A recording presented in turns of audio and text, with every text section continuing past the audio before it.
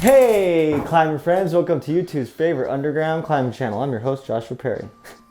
So last week I did a video, or maybe 2 weeks now, I did a video on climbing anchors, and you guys want some more of that. I just kind of broke into it, just scratched the surface. There's so much to know about climbing anchors, so I'm trying to break it up into little tidbits so it's not an hour-long video, because I don't know if some of you guys would watch that whole thing, but not everybody.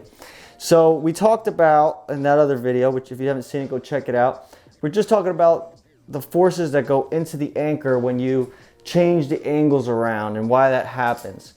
Today, we're going to talk about the common ways to set it up. So we're just going to break right into that now. Let's go do it. Okay, so for the first method, I'm just going to call this the poor man's method. It's not really. I mean, it's just, if you ran out of gear, maybe you used up all your slings, and you're going to just make an anchor with just your rope, this is the way you do it. So first what we're gonna do is when you're gonna make your anchor somewhere, you wanna pick a spot where you're gonna get some really good nut placements. So, or whatever, just some good gear placements. You don't wanna be somewhere janky. So we found this place, and obviously this isn't a rock wall, so I'm just sticking this over a bolt. You never really wanna do that. I mean, you probably could if you're really desperate. But yeah, that's not, you don't want to do that. But anyway, there you go. So I got my first nut placement, and I'm like, damn, that is bomber. So that's my strongest one. I really like that one. But we never anchor off just one nut. We want 2 or 3. I always do 3. I never go with 2. You know, a 3 cord strand is not easily broken. So I try to do at least 3. So you got one over there. That's looking good. And you got one way over here. And that's nice too. All right, so now I'm feeling good about myself. I got 3 placements that are looking solid, ready to build my anchor. Okay, I'm still on belay, obviously. And what I'm gonna first do is I'm gonna clip into this one because it's nice and solid. So we're gonna put my carabiner there, and what we're gonna do is we're just do a clove hitch real quick, just like that.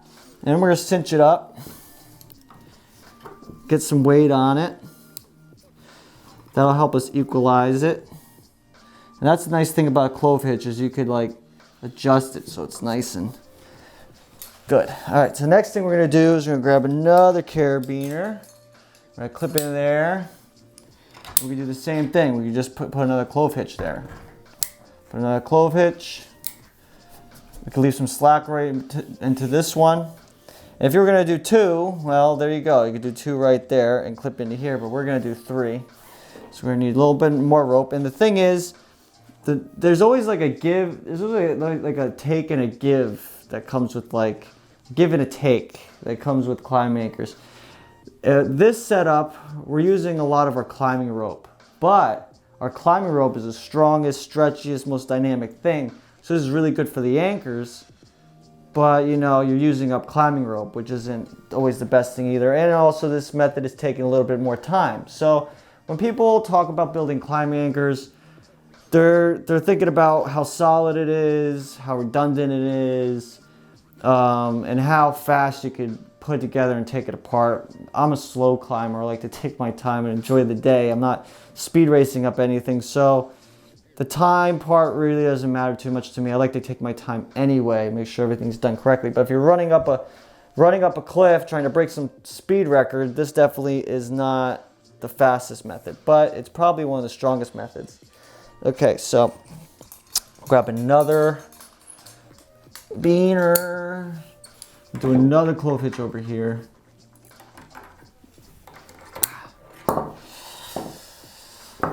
Yeah. All right, so now what we could do is clip into here, justies. This one takes a lot of time, it's the adjustments. Now if you want, what I would do is I would just do another figure 8 right here and then adjust it out. And then clip that into me. And then grab a locker and we put that right into this figure 8 right there. And then we're looking pretty there. Look at that, that's looking nice. Now we could just belay right off of that. We could belay off our belay loop. I'd probably just do both. I'd go like that. I belay off both like that. I hope you can see that. That's not cut off, is it? Well, anyway, here's our angles. Okay, our angles are looking really good. They're pretty tight, so nothing's too loose, and they're looking pretty good. So that's the first method, using your rope. We're using 3 strands. Everything's looking nice, and I'm feeling really good about that. This right here, you could stick if you had a bunch of gear that's on you, and you don't want to have all that gear on you, you could probably stick it right on there. That's not a problem. You have shelves here. You could, while you're belaying up, you could stack the rope over here so it's not, in the way. So I mean, it's nice. Okay, so that's the first method, using the rope. Let's break into something else. Okay, the next method is using cordelette, which is the tried and true method. This one, I actually would like it a little bit longer. It's like probably 10 foot long. 12 foot might be nice. I think you could look up on what people use. Just Google it and see what the length is, recommended length. I think a little bit longer than this. I'll get a little bit more than 10 foot. This is 7 millimeter. Now, the nice thing about using a cordelette is now that we're not having to connect with a rope, this is pretty strong stuff, nylon, stretchy, has some dynamic tendencies to it. And it's where we could get in and out real quick. If we had to get out of the belay system with the rope tied in there, it's going to be a little bit of a nightmare. Now, it's pretty easy to get in and out of the belay if we had to. So that's the benefit of using a cordelette. I guess the only con is that you have to carry a cordelette around, but that's not really much of a big deal. Most trad climbers do. So what you're going to do is you're going to first do a clove hitch right here, and what that's going to do is it's going to keep our knot out the way. Now, you don't have to do a clove hitch there, but I guess I do just to keep the knot situated. If I needed a little bit of extra rope, I probably wouldn't do it. Okay, so then there we go there, and we clip in there. So now we clipped in there and there. I didn't do that too fast, did I? Just clipped it in, clip it in. All right, so now we got 3 lengths right there, see them? All right, now what we're gonna do is we're gonna try to equalize this the best we can. Most studies show that you can never really equalize it perfectly, but we're gonna try to equalize it the best we can. And what we're gonna do is we're gonna look down and we're gonna say, okay, well, my climber's coming up in this direction, so most of the weight is gonna be right over here. So that's where you put it, and then you take it. You could either do a figure 8 here, if you have enough cordelette, or you can do an overhand. My cordelette looks a little bit short, so I'm gonna try to pull off an overhand.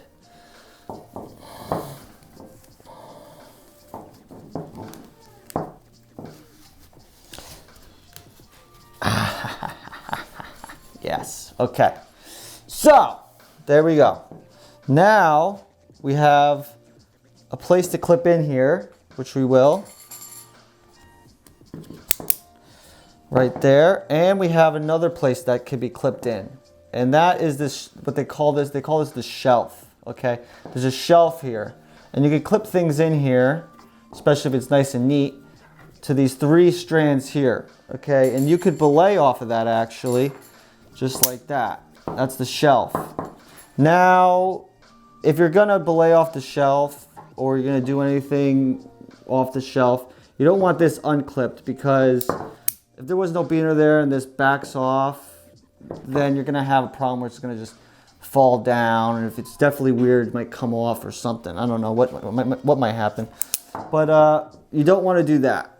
And you also don't want to clip into something like this when you clip it. You don't want to clip into that, okay? Because if you do that, then that pops off. This just comes flying off. So you don't want to do that. So you want to be careful about what you do with the shelf. Make sure it's nice and clean, organized, and you can see what's going on with that, okay?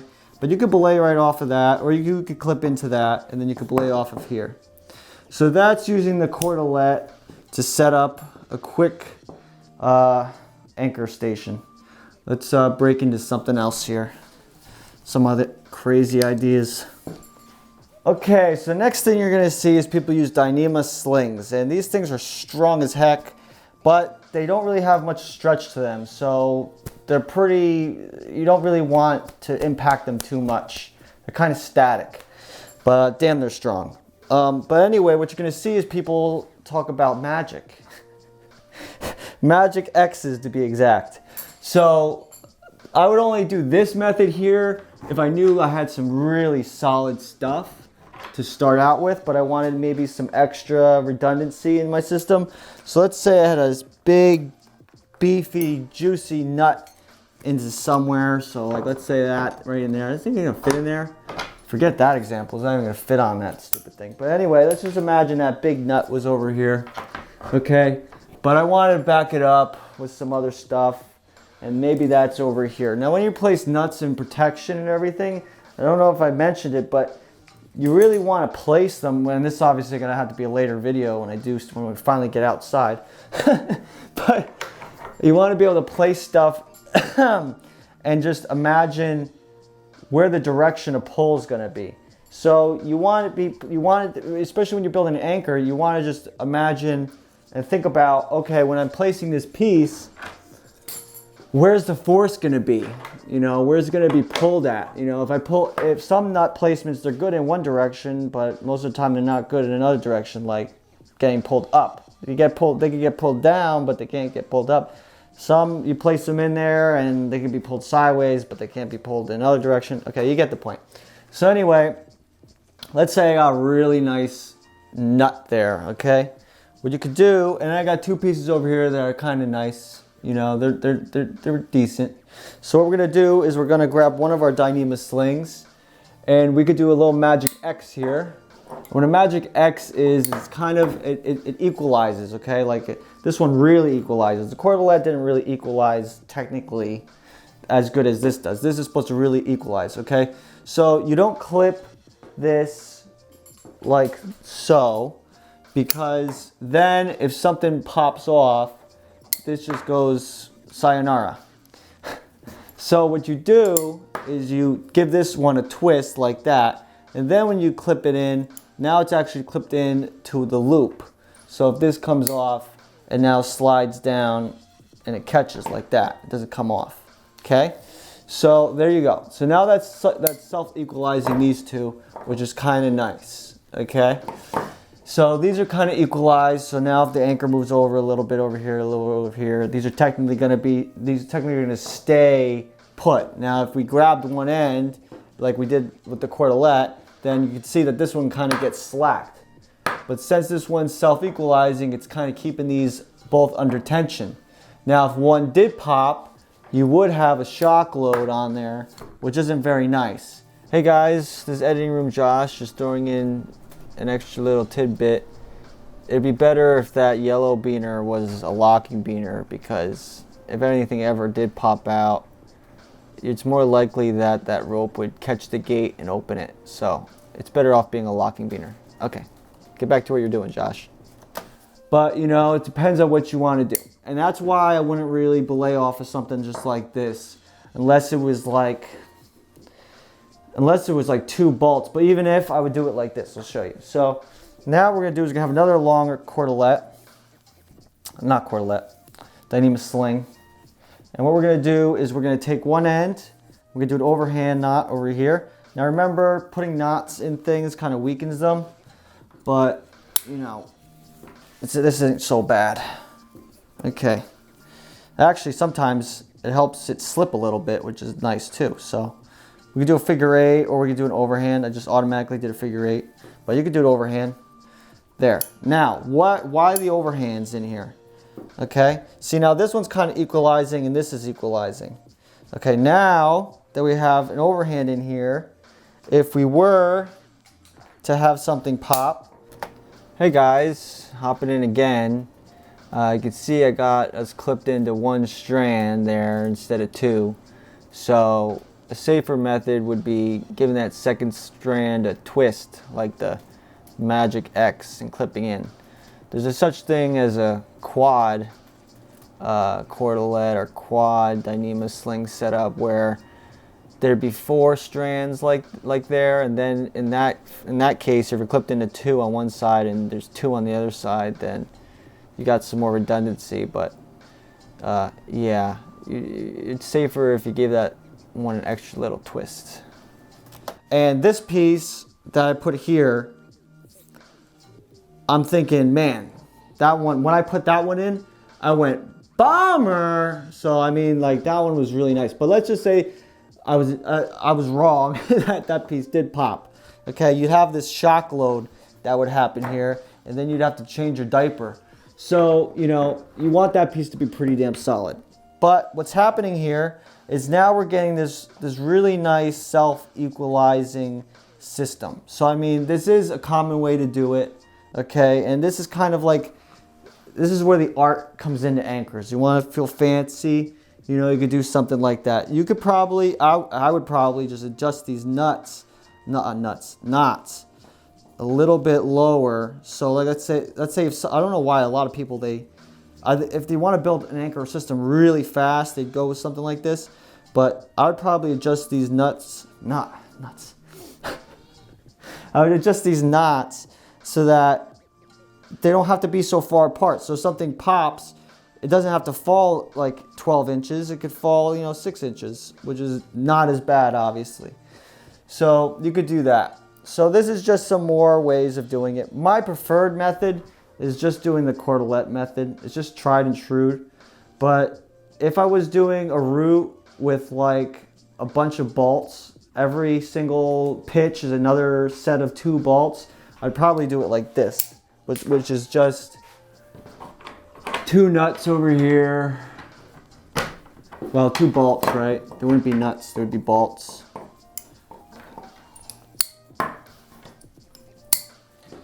And I would adjust this so that it was clean, because this is looking kind of sloppy. You want everything to be dressed nicely. So you don't want a bunch of weird stuff going on. Okay, so the benefit of this is this is where you want to be quick, okay? Now you're obviously not clipping into both of these for reasons like I mentioned before. If one piece pops, you're going bye-bye. But you clip in like that. Now if one bolt popped, man, I'd be shocked to see a bolt pop off the wall. But I mean, anything is possible. That's why we have redundancy. But I mean, this is super quick because you had 2. If you change these out, like if these were really bolts, you know, I might just have 2. Do I have any?